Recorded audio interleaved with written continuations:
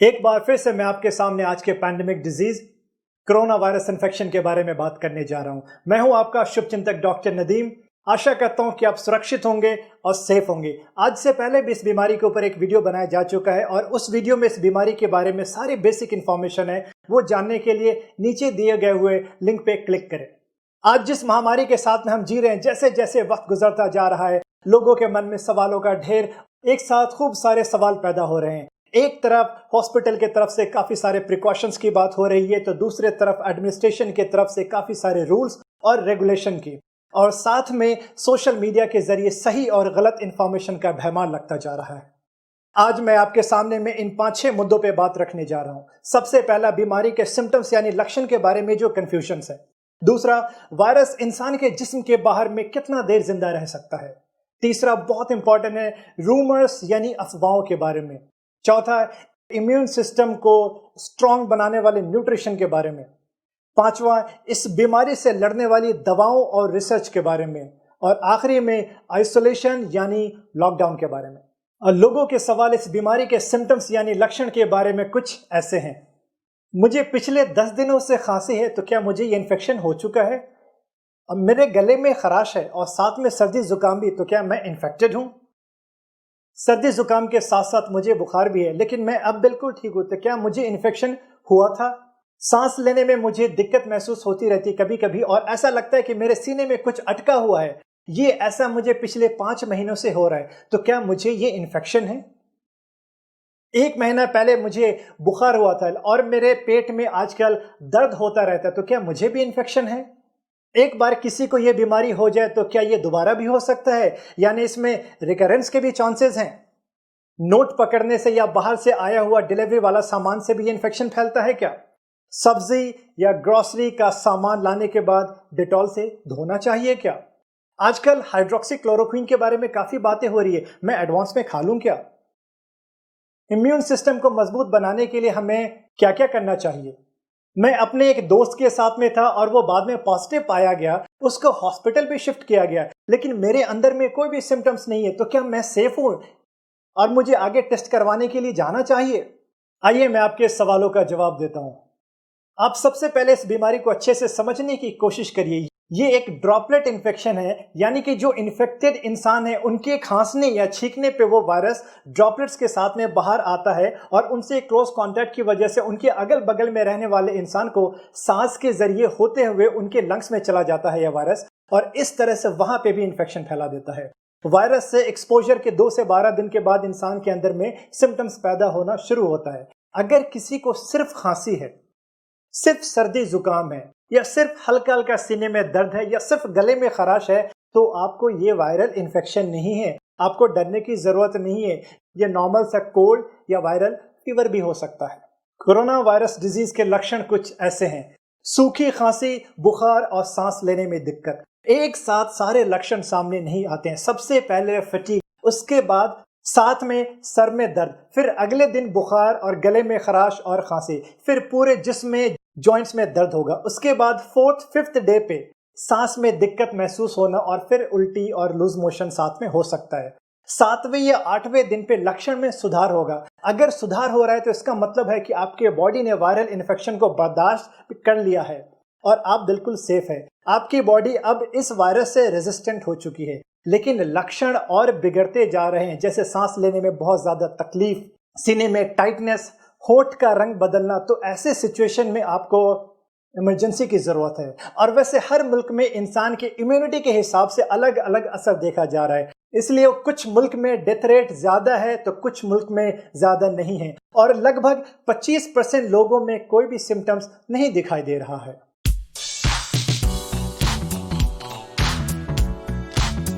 एक बार किसी को यह बीमारी हो जाए तो क्या दोबारा भी हो सकता है, यानी इसमें रिकरेंस के भी चांसेस हैं। आपको ये इन्फेक्शन हो जाए तो आपके शरीर में एंटीबॉडीज बन जाते हैं, जो कि ज्यादा दिन तक रहेगा, लेकिन लाइफ टाइम इम्यूनिटी नहीं है इससे। अभी दोबारा हो सकता है, लेकिन जल्दी नहीं।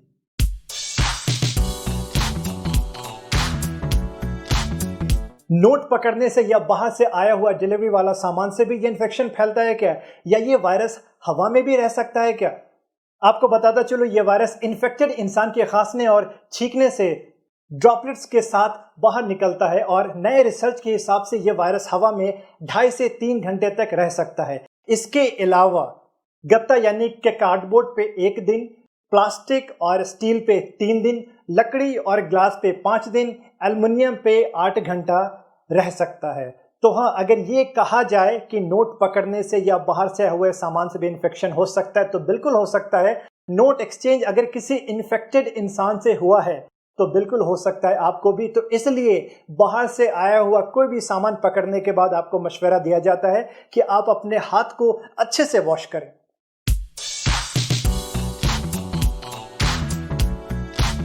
सब्जी या ग्रोसरी का सामान लाने के बाद डेटॉल से धोना चाहिए क्या? सब्जी या नॉनवेज आइटम को डेटॉल से नहीं धोना चाहिए।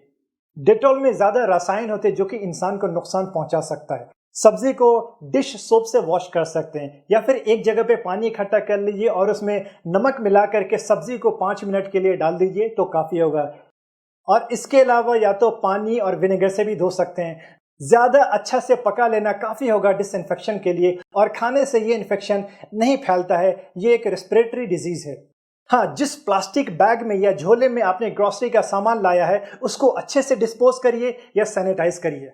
और फोन, लैपटॉप, ग्लासेस या जो भी इस तरह की चीजें हैं जिसको हम बार बार टच करते हैं, ऐसी चीजों को सैनिटाइज करते रहना चाहिए सैनिटाइजर से। और हर काम करने के बाद अपने हाथ को बहुत अच्छे से धोइए।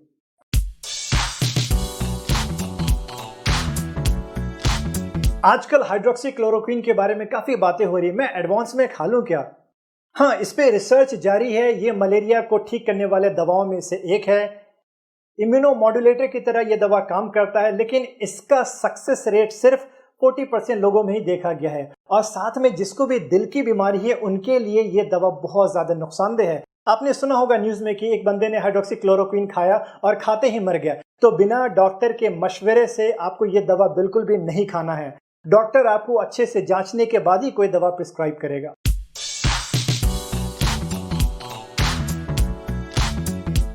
मैं अपने एक दोस्त के साथ में था और वो बाद में पॉजिटिव पाया गया। उसके अंदर सिम्टम्स भी थे, उसको हॉस्पिटल भी शिफ्ट किया गया, लेकिन मेरे अंदर में कोई भी सिम्टम्स नहीं। तो क्या मैं सेफ हूं या मुझे आगे कोई टेस्ट करवाने की जरूरत है? जी हाँ, ज्यादा चांसेस हैं कि आप भी इन्फेक्टेड होंगे। अगर आपके अंदर सिम्टम्स नहीं हैं तो प्लीज अपने आप को 2 हफ्ते के लिए आइसोलेट कर लीजिए। आप किसी के कांटेक्ट में मत जाइए। सोशल डिस्टेंसिंग सबसे मेंटेन करिए। जो सामान आप यूज कर रहे हैं उसको दूसरों को मत छूने दीजिए। अगर सिम्टम्स आते हैं तो प्लीज हेल्पलाइन नंबर पे फोन करके इन्फॉर्म करिए। हेल्थ केयर के लोग आपको सही वक्त पे सही मशवरा देंगे और जरूरत पड़ेगी तो आपको जांचने के लिए आपके घर पे भी आ जाएंगे।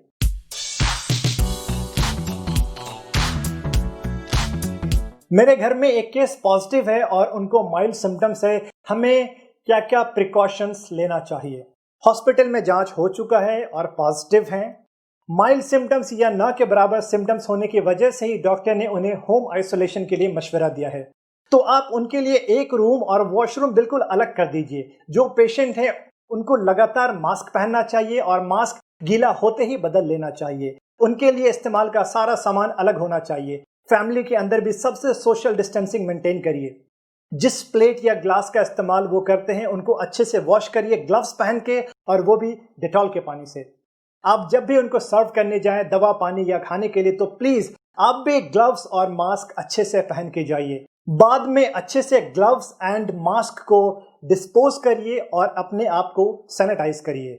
आप अपने घर पे भी उनके बॉडी टेम्परेचर को लगातार देखते रहिए। बीच बीच में सिम्टम्स अगर ज्यादा बढ़ रहा है या सांस लेने में तकलीफ हो रही है तो प्लीज हॉस्पिटल को इन्फॉर्म करिए या हॉस्पिटल लेके जाइए।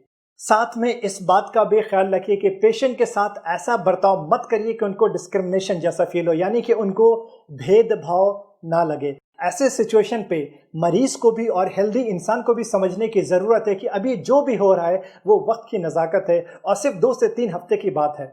और घर पे जो भी बूढ़े ज़ईफ लोग हैं उनको मरीज से काफी दूर रखिए।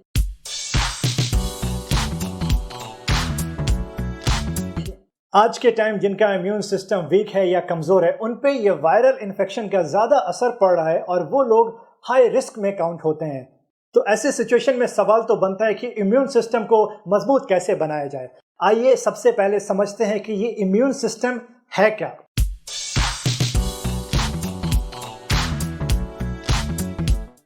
ये ऑर्गन्स, सेल्स और प्रोटीन्स का एक नेटवर्क है। इम्यून सिस्टम हमारे शरीर का एक नेचुरल सपोर्ट सिस्टम है जो हमें जर्म्स, बैक्टीरिया, वायरसेस और माइक्रोब्स से सेफ रखता है। हमें कोई भी बीमारी होनी होती है तो सबसे पहले ये खुद फाइट करता है, और अगर ये हार जाए तो हमें बाहर से दवाओं की जरूरत पड़ती है।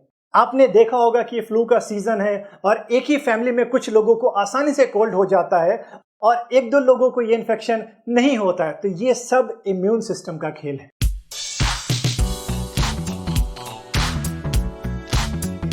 अब आपको कैसे समझ में आएगा कि आपका इम्यून सिस्टम मजबूत है या कमजोर? आपको 5 लक्षण बताने जा रहा हूं जिससे पता चलेगा आपका इम्यून सिस्टम कमजोर है और आपको ज्यादा प्रिकॉशंस लेने की जरूरत है। एक इंसान को अगर बहुत जल्दी से कोल्ड हो जाए, बहुत आसानी से कोल्ड हो जाए, आपने देखा होगा कि कुछ लोगों को सालों भर सर्दी जुकाम है। आपको बताता चलूं कि एक नॉर्मल और एवरेज हेल्दी इंसान को एक साल में सिर्फ 2 से 4 बार ही सर्दी जुकाम होता है। सर्दी जुकाम नॉर्मली 3 से 4 दिन में ठीक हो जाता है, लेकिन अगर किसी को 8 से 10 दिन या उससे ज्यादा लग रहा है ठीक होने में, तो इसका मतलब उनका इम्यून सिस्टम थोड़ा कमजोर है। नाक का अक्सर सूखा रहना यानी कि ड्राई नोज आपका गीला है तो इसका मतलब म्यूकस सिक्रीशन सही हो रहा है। ये म्यूकस जर्म्स, बैक्टीरिया को आसानी से पकड़ लेते हैं और सही डायरेक्शन में डिस्पोज कर देते हैं। अगर लगातार सूखा रह रहा है आपका नोज तो इम्यून सिस्टम के कमजोर होने की निशानी है ये। आपको कोई भी इंजरी हो जाए ब्लेड से या शीशे से या कोई भी जख्म हो जाए तो उसको हील होने में या ठीक होने में ज्यादा वक्त लग रहा है और जरा सा काम करके जल्दी थक जाना और ऐसा लगता है कि जैसे जिस्म में ताकत ही नहीं है और कोई भी काम करने का मन नहीं होता है, स्टैमिना बिल्कुल भी नहीं है और हमेशा सोने का मन कर रहा है, तो इसका मतलब इम्यून सिस्टम आपका कमजोर है।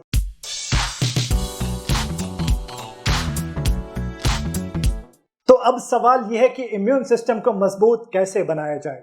इम्यून सिस्टम को स्ट्रांग बनाने के लिए ये 5 चीजें जरूरी है। सबसे पहला, हेल्दी स्लीप। 6.5 से 7.5 घंटा की सुकून की नींद बहुत ही जरूरी है। हेल्दी डाइट यानी कि स्वस्थ आहार, फ्रूट्स और वेजिटेबल के साथ। फिजिकल एक्सरसाइज, लॉकडाउन के टाइम में भी आप एक्सरसाइज कर सकते हैं, जैसे कि दौड़ना है या पुशअप्स है या दंड बैठक है। 20 मिनट तक अब रोजाना एक्सरसाइज करिए और ऐसे एक्सरसाइज करिए कि पसीना निकल जाए। स्मोकिंग बंद करिए, ड्रिंकिंग बंद करिए, और जो भी खाना आप खाएं उसमें अगर ये 5 चीजें हैं तो आपका इम्यून सिस्टम मजबूत होगा।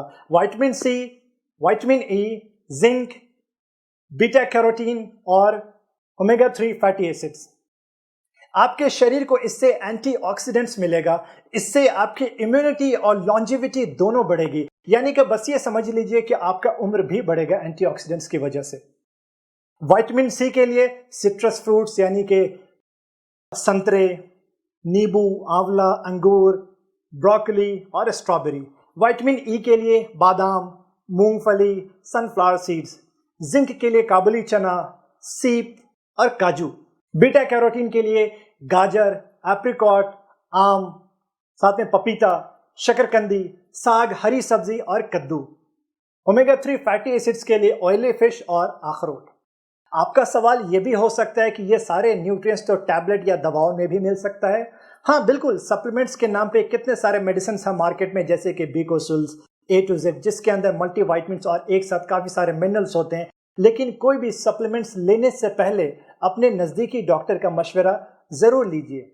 आपके मन में यह भी सवाल आ रहा होगा कि ये इतने सारे फ्रूट्स और सब्जी तो काफी महंगे होंगे। आपको मैं याद दिलाता चलूं कि आप इससे ज्यादा महंगी दवाएं 1 महीना में खा लेते हैं, तो ज्यादा अच्छा है कि ऑर्गेनिक फूड, फ्रूट्स, सब्जी का सेवन करें।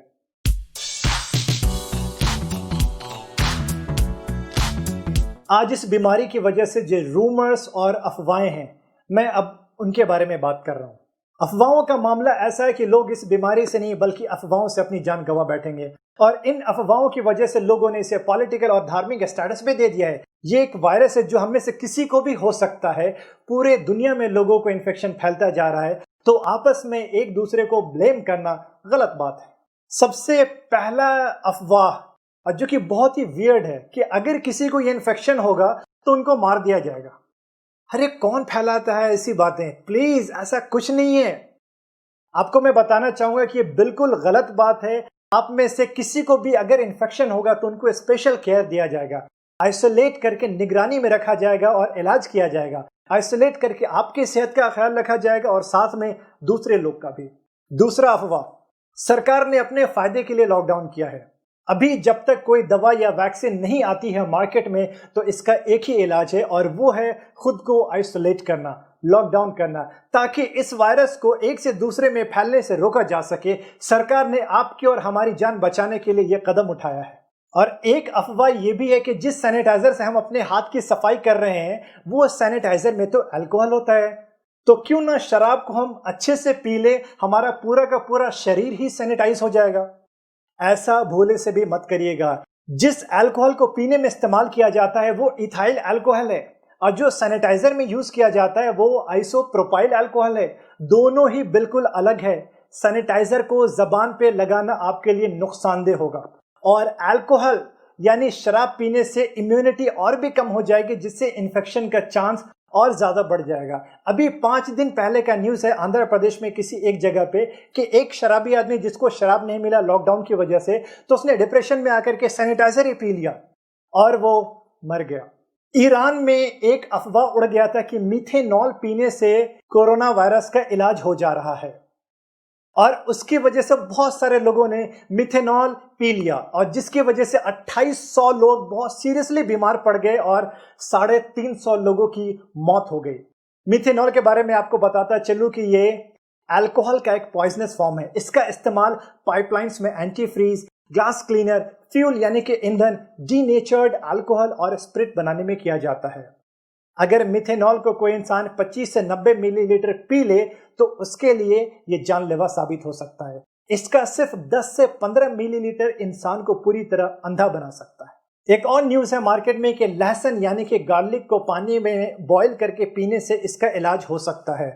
लहसुन खाने से इम्यून सिस्टम स्ट्रांग होता है, ये बिल्कुल सही बात है, लेकिन इसका इस इन्फेक्शन के इलाज से कोई लेना देना नहीं है। अभी कोई भी हर्बल मेडिसिन नहीं बनाया गया है। और सबसे ज्यादा अफवाह जो उड़ रहे हैं वो दवाओं के बारे में। आयुर्वेदिक वालों ने इसका इलाज ढूंढ लिया है। इस बात को आयुर्वेदिक के हेड डिपार्टमेंट से भी कंफर्म किया गया और उन्होंने साफ कहा है कि हमने ऐसा कोई भी क्लेम नहीं किया है। और कितने लोगों ने जड़ी बूटियों से नई दवा बना के बेचना भी शुरू कर दिया है और लोगों ने खरीदना भी शुरू कर दिया है। क्लोरोक्विन और हाइड्रोक्सी क्लोरोक्विन इसका पक्का इलाज है। आपको जैसे मैंने हाइड्रोक्सी क्लोरोक्विन के बारे में बताया है कि ये एक मलेरिया के इलाज करने वाली दवा है जो कि इम्यूनोमॉड्यूलेटर की तरह इंसान के जिस्म में काम करता है और अभी भी इस पे रिसर्च जारी है। ये एक पोटेंशियल मेडिसिन है, इसका इलाज में काम आ सकता है फ्यूचर में, लेकिन इसका सक्सेस रेट अभी सिर्फ 40% लोगों में देखा गया है, सभी में नहीं। और जिनको भी दिल की बीमारी है उनके लिए जानलेवा है। अभी इसको अप्रूव नहीं किया गया है। हाइड्रोक्सी क्लोरोक्विन के नाम पे काफी सारी फेक दवाएं बनाई जा रही है, काफी सारी नकली दवाएं बनाई जा रही है और लोग इससे मिलियंस का बिजनेस भी कर रहे हैं। इन नकली दवाओं की वजह से लोगों के सेहत पे काफी असर पड़ रहा है।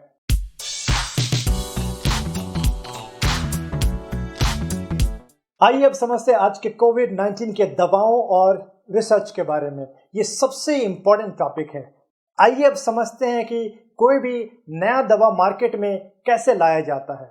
आपको बताता चलूं कि जब भी कोई नई बीमारी आती है तो उसके लिए नया दवा बनाने के लिए पहले वायरस को स्टडी किया जाता है, साइंटिफिक रिसर्च करके। स्वैब कल्चर या ब्लड टेस्ट के जरिए इंसान के शरीर से वायरस को लेबोरेटरीज में लेके जाया जाता है और वहां पे माइक्रोस्कोप के जरिए उसको अच्छे से रीड किया जाता है। RT-PCR के जरिए इस पे रिसर्च किया जाता है और वायरस के जीनोम यानी जीन्स और सारे स्ट्रक्चर को अच्छे से पढ़ा जाता है और पता लगाने की कोशिश की जाती है कि कौन सी दवा इस वायरस को आगे बढ़ने से रोक सकता है या उस वायरस को मार सकता है। आपने सुना होगा कि नए दवा को सबसे पहले जानवरों पर एक्सपेरिमेंट किया जाता है, उसके बाद इंसान पे, उसके बाद उस दवा की एफिकेसी यानी क्षमता को चेक करने के लिए क्लिनिकल ट्रायल किया जाता है, जिसके 4 फेजेस हैं। सबसे पहले फेज में 20 से लेकर के 100 सेहतमंद इंसानों को दिया जाता है ताकि उसका साइड इफेक्ट्स को देखा जा सके, उसके नेगेटिव और पॉजिटिव पॉइंट्स को अच्छे से जांचा जा सके। इसमें मामला अगर ठीक रहा तो उसके बाद फिर ज्यादा लोगों पे एक्सपेरिमेंट किया जाता है और फिर लास्ट में मार्केट में भेजा जाता है FDA के अप्रूवल के बाद। FDA यानी फूड एंड ड्रग एडमिनिस्ट्रेशन, जो कि फूड और दवा को अप्रूव करने वाली ऑर्गेनाइजेशन है, और FDA एंड CDC के हिसाब से अभी जिन दवाओं पे रिसर्च जारी है वो ये दवाएं हैं। सबसे पहली दवा जो रेमडेसिविर, ये एंटीवायरल ड्रग है जिसको इबोला डिजीज और मार्बर्ग इन्फेक्शन के लिए इस्तेमाल किया गया था। क्लोरोक्विन और हाइड्रोक्सीक्लोरोक्विन जिसको मलेरिया के लिए इस्तेमाल किया जाता है। लोपिनाविर और रिटोनाविर जो कि HIV का मेडिसिन है। और एक और दवा है जिसका नाम टोसिलीजुमैब है जिसको रूमेटॉइड आर्थराइटिस के लिए इस्तेमाल किया जाता है। ये भी देखा गया है कि हाइड्रोक्सीक्लोरोक्विन और एजिथ्रोमाइसिन को जब साथ में इस्तेमाल किया जा रहा है तो अच्छा इफेक्ट आ रहा है। लेकिन ये सारी दवाएं अभी रिसर्च में हैं और इसमें से अभी कोई भी दवा 100% अप्रूव नहीं हुआ है। तो प्लीज किसी भी तरह की अफवाह का शिकार ना बने और अपने डॉक्टर के बताए हुए प्रिकॉशंस को अच्छे से मानें।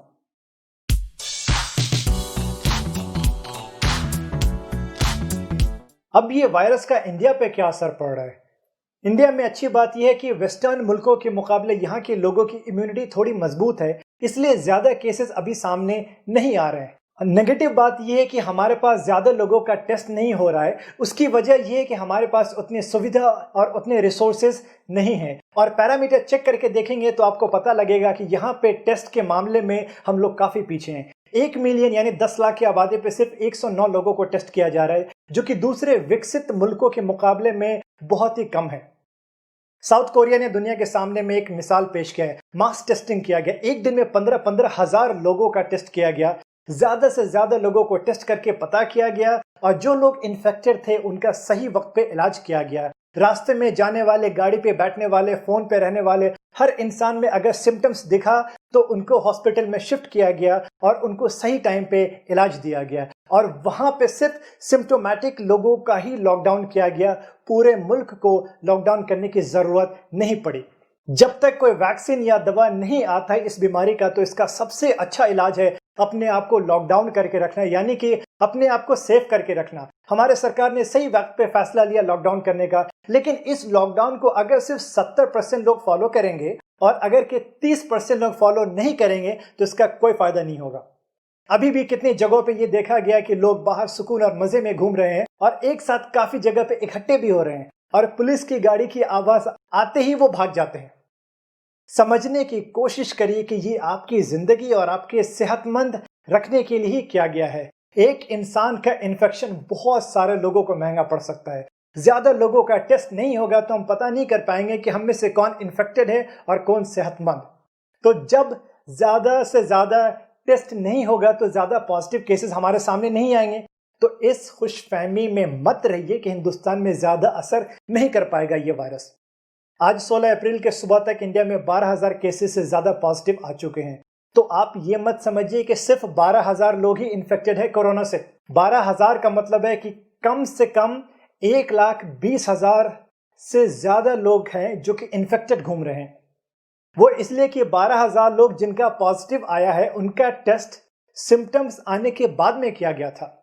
ये इन्फेक्शन जब एक इंसान को हो जाए तो पहले 2 से 7 दिन तक कोई भी सिम्टम्स नहीं आता है, लेकिन वो दूसरों को आसानी से इन्फेक्शन दे सकता है। तो अभी भी लॉकडाउन को अच्छे से फॉलो करने की जरूरत है, अपने आप को सेफ रखने की बहुत जरूरत है। अमेरिका और इटली में एक एक दिन में 1000 लोगों की मौत हो रही है। वो इतने ज्यादा डेवलप्ड होने के बाद भी उनके पास हॉस्पिटल बेड्स, डॉक्टर्स और इंफ्रास्ट्रक्चर की कमी पड़ गई है और वो मैनेज नहीं कर पा रहे हैं। उस फेज में इंडिया अगर पहुंच गया तो हमारे लिए बहुत मुश्किल होगा इसका सामना करना। आज 16 अप्रैल के सुबह तक पूरे दुनिया में 20,70,000 से ज्यादा लोग इन्फेक्टेड हैं और 1,32,000 से ज्यादा लोगों की मौत हो चुकी है। इंडिया में लगभग 390 लोगों से ज्यादा की मौत हो चुकी है और ये नंबर बढ़ता ही जा रहा है। ऐसे महामारी से लड़ने के लिए हेल्थ केयर वर्कर्स यानी डॉक्टर्स, नर्सेज और जो भी स्टाफ हैं हॉस्पिटल में, वो सबसे आगे खड़े हैं। लॉकडाउन को अच्छे से फॉलो करने के लिए हर जगह पे पुलिस लगी हुई है। ये सारे फ्रंट लाइन वर्कर्स हैं जो अपनी जान की परवाह किए बिना आप सबकी हिफाजत कर रहे हैं। और ऐसे माहौल में जब न्यूज आता है कि डॉक्टर्स पे किसी ने हाथ उठा दिया या पुलिस पे किसी ने अटैक कर दिया, तो मान के चलिए लोगों का इंसानियत से यकीन उठ जाएगा। प्लीज ऐसा मत करिए। डॉक्टर्स और पुलिस या एडमिनिस्ट्रेशन से जो भी इंफॉर्मेशन आपके पास आते हैं, प्लीज उसको फॉलो करिए, इसी में हम सबकी भलाई है। लॉकडाउन को फॉलो करिए, आपकी हिफाजत ही पूरे मुल्क की हिफाजत है। डॉक्टर्स के बताए हुए सारे प्रिकॉशंस को मानिए, एक दूसरे की मदद करिए, सेफ रहिए और सेहतमंद रहिए। Thank you so much.